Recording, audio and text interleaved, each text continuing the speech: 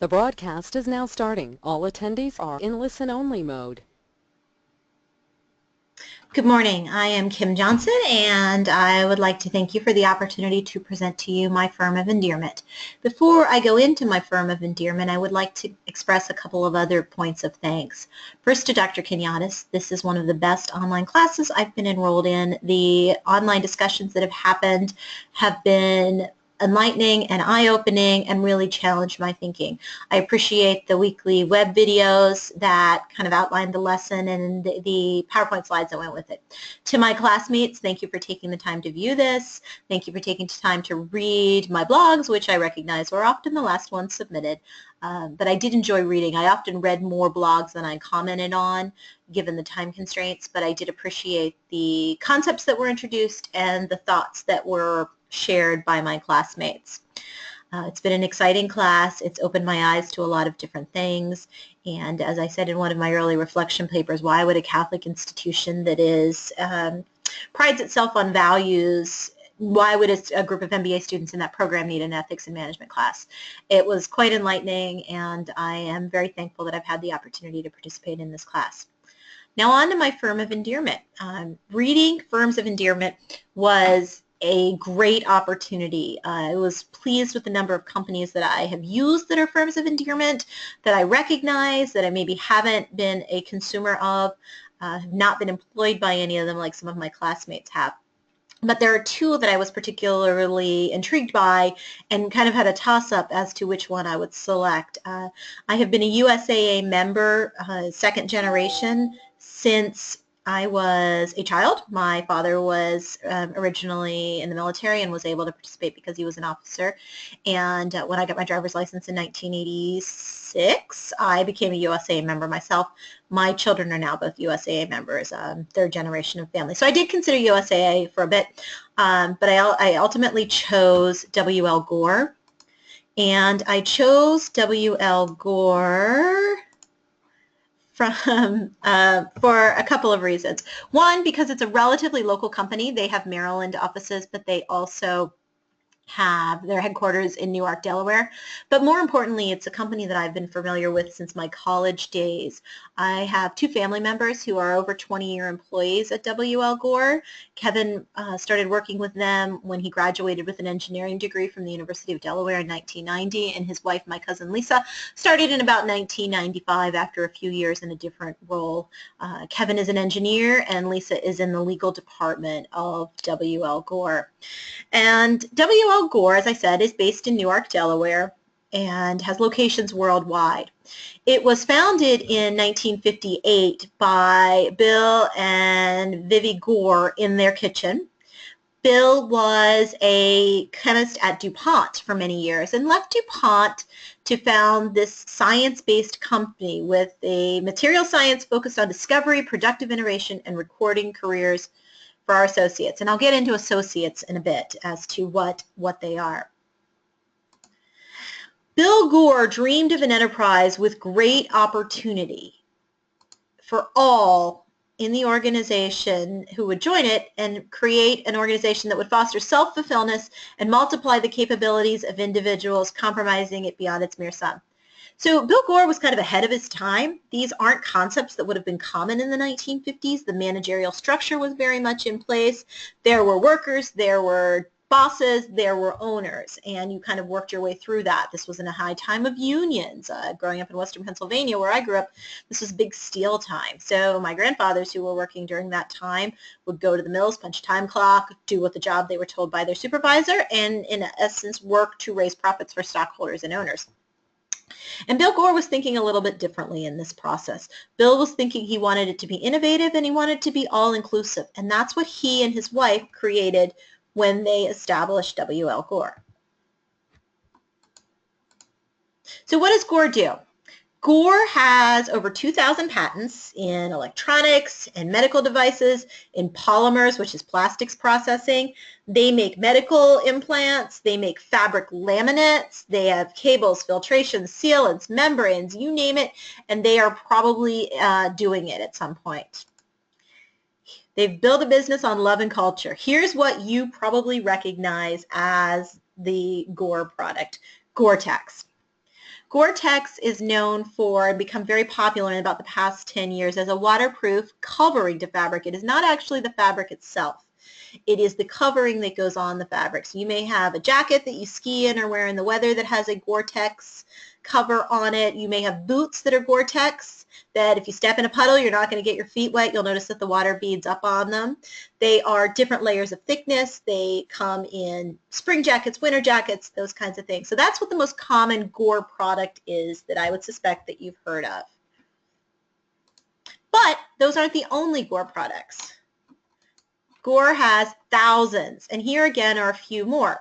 So you notice up in the right-hand corner of the slide is Glide Dental Floss. That's actually a product that was developed by Gore and then sold to Procter & Gamble. Gore's philosophy, for the most part, is to develop the products, to brand them with their names, and then have somebody else, in many cases, manufacture them and sell the patent to them, or sell the rights to them. And this was the case with Glide Dental Floss. In the center of that screen, you'll see Gore filters. Those are water filters or other filters that can be used. Bottom right-hand side shows a bolt that is manufactured by Gore. It's actually made out of plastic. And then up in the top left corner is Skyflex. And you might be asking, what is Skyflex? Skyflex is a tape that's used in aeronautical and astronautical machinery. It can be used to fix things very quickly. It's very durable, very strong, very weather resistant. Those are just a few of the thousands, of products that Gore has developed over the years. But again, the one that you're most commonly seeing is going to be the Gore-Tex product that is branded onto a variety of apparel items. So I mentioned before that Bill Gore did things differently from the beginning. His corporate culture was unique, and Malcolm Gladwell actually wrote about this in The Tipping Point.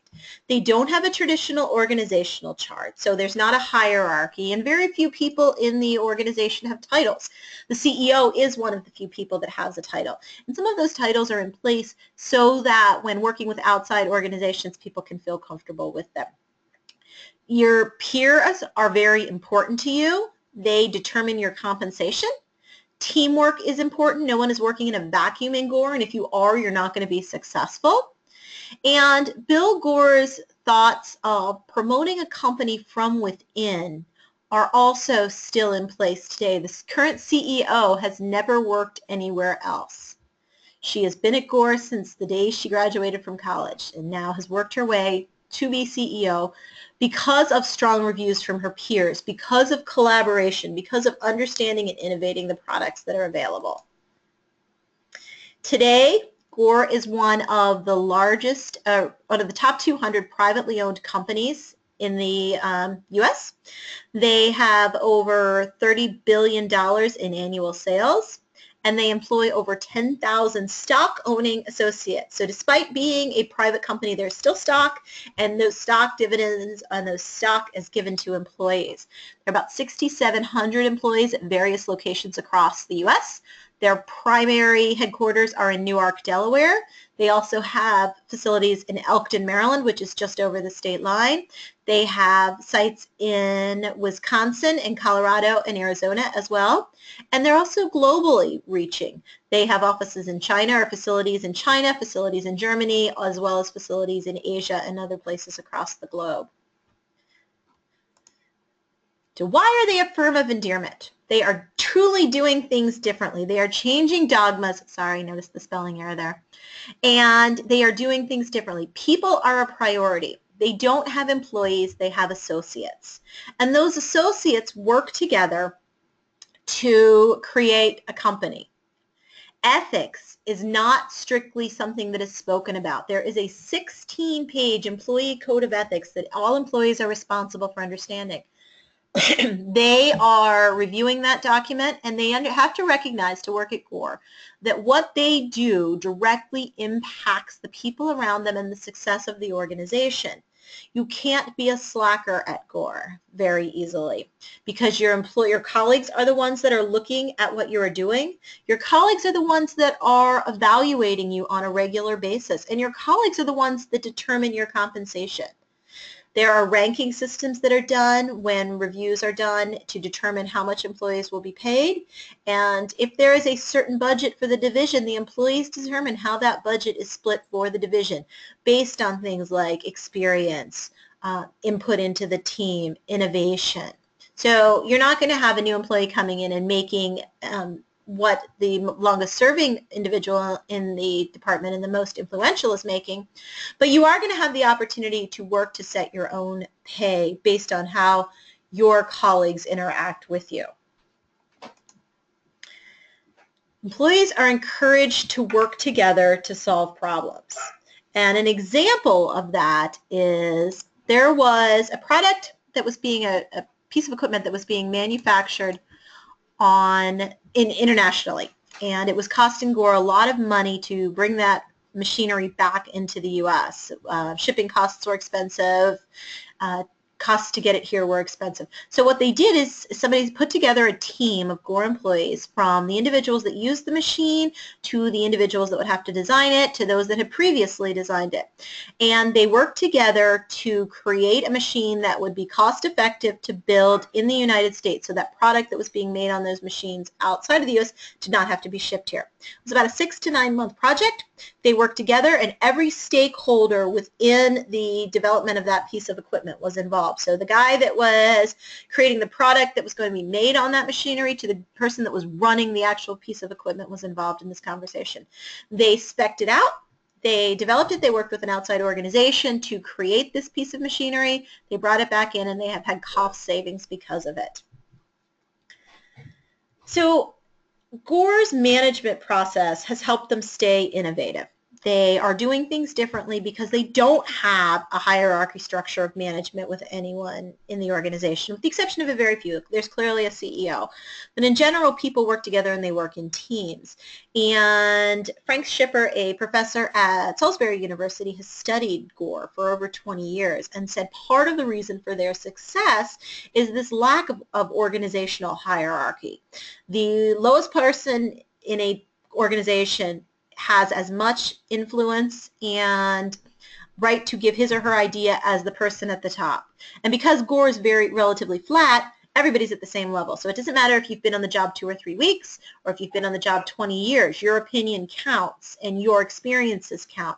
And by encouraging that type of environment where somebody doesn't have to go to a supervisor, because there aren't any, they have more innovation from their team. They create new things. Somebody can say, hey, I see you're developing this. What if we added this concept to it? And that's how the ideas and the innovation that comes out of Gore grow.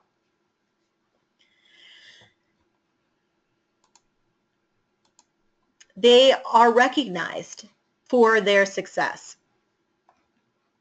Let me show you the slide again. There you go. Gore has been, for the past 19 years, on the Fortune 500 top list. In 2015, they were number 17. This year, they jumped to number 12. So they jumped 5 spots on the Fortune 500 best companies to work for. And that has a lot to do with their organizational structure. Employees feel valued. Employees feel welcome, as do customers. Customers are part of this process. They're the ones who are talking to the engineers. They're talking to the sales reps. They're talking to a variety of people to get the products that they need. And new and innovative products are happening regularly. Gore recently announced an innovative fire protection suit that can be worn by individuals working in weather conditions on oil rigs. So oil rigs that are stuck out in the middle of the ocean tend to be very exposed to the elements. It's also a very dangerous position where fire is certainly a possibility. So they've created a weather-resistant, fire-resistant suit that will allow individuals to continue their work and be safe in the process. In addition to being a great company to work for nationally, they have also received international recognition. So the work environment that they are creating in developing countries is as equally important to them as the work environment that they're creating in the United States, in the developed countries. They are very passionate about human trafficking. They have documentation on their website that explains their roles in preventing that, making sure that that's not anything that is involved in the way that they do business. And I think one of the strongest ways that you can identify that Gore is a different type of company is they have less than 3% voluntary employee turnover. Less than 3%. Out of 10,000 employees annually, less than 3% turnover. That's incredible. They are a growing company, and their website right now has 142 positions advertising on it. So clearly they're not staying the same. They're bringing in new blood to the organization. But nobody seems to leave, and that's a conversation I've had with my cousin and her husband, who have both been there over 20 years. Most of their colleagues are that way. It's an awkward concept to buy into at first, especially if you've come from an organizational structure that's a hierarchy. They work with prospective students, with the recruits that they're recruiting out of top engineering schools, to help them understand that. They know that they have the ability as an organization to attract quality engineers, and while that is important, that's not the final deciding factor as when they make an offer to an individual. Knowing what the corporate culture of W.L. Gore is important. If an individual comes in expecting that they're going to be given tasks by a supervisor, or if they're going to be told how to do something, they're going to be frustrated in the environment. It's very much an encouraging and a welcoming environment, but the expectations are high that you produce and that you are part of a team that is producing. So you need to know how to communicate. You need to be able to speak with your coworkers, your associates, and to be able to communicate ideas. So in addition to looking for strong engineers, they're also looking for people that are well balanced. The recruiters know that if you're getting an engineering degree, you've taken several engineering classes that prepare you. You know how to be an engineer with a great GPA. But do you know how to work with other people? Have you been involved in clubs and organizations? Have you done writing for things? What have you done in addition to becoming an engineer that will make you a valuable member of the W.L. Gore team? So employee benefits are another thing that are important to W.L. Gore. It began with picnics at the Gore home in the 1950s. And it is continued today. There are health and wellness programs. There are Gore-sponsored athletic teams that compete in local organizations, volleyball teams, softball teams, those kinds of things. But one of the big things is that Gore contributes 12% of pay to all associate stock ownership plan, plus another 3% to their 401k. Not a match. They're giving a total of 15% compensation to employees for stock benefits and their 401k. So what they are practicing, they're preaching, they are truly practicing. They are giving back to their employees. Their employees are part of the team and members of an organization that believes in what they're doing. Gore is committed to meeting the needs of their customers through innovative, reliable products and improving the communities in which they work. So I mentioned that Gore has a number of organizational facilities overseas. They are looking in communities where they can hire quality people, but where they can also make an impact in that community. So they are in places like China. They are in places like India, where they can grow their organization with skilled employees and make a difference.